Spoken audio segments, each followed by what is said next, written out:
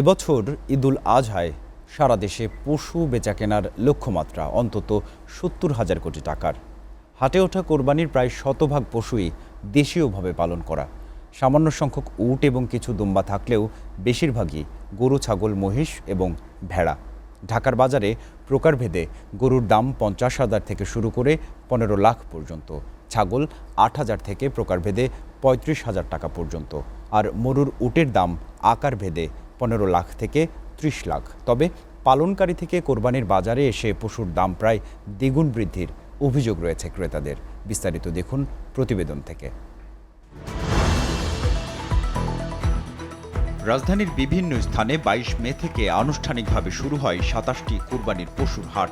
২৮ মে ঈদ হলেও অনানুষ্ঠানিকভাবে হাট চলবে ৩০ মে পর্যন্ত। ঈদের সময় ঘনিয়ে এলেও হাট ঘুরে দেখা গেছে বিক্রির হিড়িক এখনও লাগেনি গতানুগতিক। লক্ষ্যমাত্রা অনুসারে পশু বিক্রি হলে দেশে বিক্রয় উপযুক্ত পশু উদ্বৃত্ত থাকবে অন্তত ২২ লাখ। বিক্রির লক্ষ্যমাত্রা ধরা হয়েছে ঢাকায় ১২ লাখ এবং ঢাকার বাইরে ৮৯ লাখ পশু। অল্প কিছু উট দুম্বা ছাড়া কোরবানির হাটে প্রায় শতভাগ পশুই দেশীয়ভাবে পালন করা। তবে প্রান্তিক পশুপালনকারী থেকে রাজধানীর বাজারে দামের অস্বাভাবিক ফারাকের প্রশ্ন তুলেছেন ক্রেতারা। গ্রামে যে গরুটার দাম ৫০,০০০ টাকা, এটা এখানে ১ লাখ টাকার কাছাকাছি। গরুর যে দাম সেই হিসেবে আমাদের সাধারণ ক্রেতার পক্ষে it is very difficult purchase করা। এর মানে যদি আমরা অ্যানালাইসিস করতে যাই সেক্ষেত্রে দেখতে পাই যে গ্রামে যে একটা গরুর দাম যদি হয় ৬০,০০০, এখানে আসলে অনেক ক্ষেত্রে প্রায় ১.৫ লাখের মতন হয়ে যাচ্ছে। এর মাঝখানে যে ফরিয়া বা মধ্যস্বত্ব যে দালাল আছে, তারা একটা বিরাট অঙ্কের মুনাফা লুটে নেয়।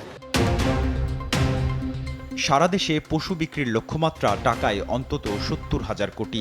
ঈদের পর চামড়ার বাজার আরও ৪০০ কোটির। রাজধানীর পশুর হাটগুলোতে ৮,০০০ থেকে শুরু করে ৩০ লাখ টাকা পর্যন্ত কুরবানি উপযুক্ত পশু পাওয়া যাচ্ছে। ৬,৫০০ টাকা থেকে শুরু কুরবানি দেয়া সম্ভব পশু, এবং সেটার সর্বোচ্চ যেটা আছে এখানে ২৬ মনের একটা গরু আছে, ওই সেটা ২৬ মনের গরু আছে। সেই ২৬ মনের গরুর ওরা সর্বোচ্চ দাম চেয়েছে প্রায় ২৩ লাখ টাকা। এই চারপাশে মিড রেঞ্জের মানুষ বেশি, তাদের দৃষ্টি রেখে আমাদের মিড রেঞ্জের গরু হচ্ছে বেশি।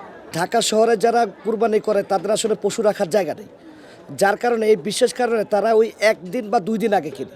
তো আজকে থেকে মূলত হাটে বেচা কেনা শুরু হয়েছে, এবং আমরা যেটা আজকে দেখেছি প্রায় 30% অলরেডি সেল হয়ে গেছে আজকে। পুরনো রেওয়াজ অনুসারে রাজধানীতে ঈদের আগের দুদিন পশু কেনা বেচার হিড়িক পড়বে বলে মনে করছেন সংশ্লিষ্টরা। তাসফিক সঞ্চয়, SATV, ঢাকা।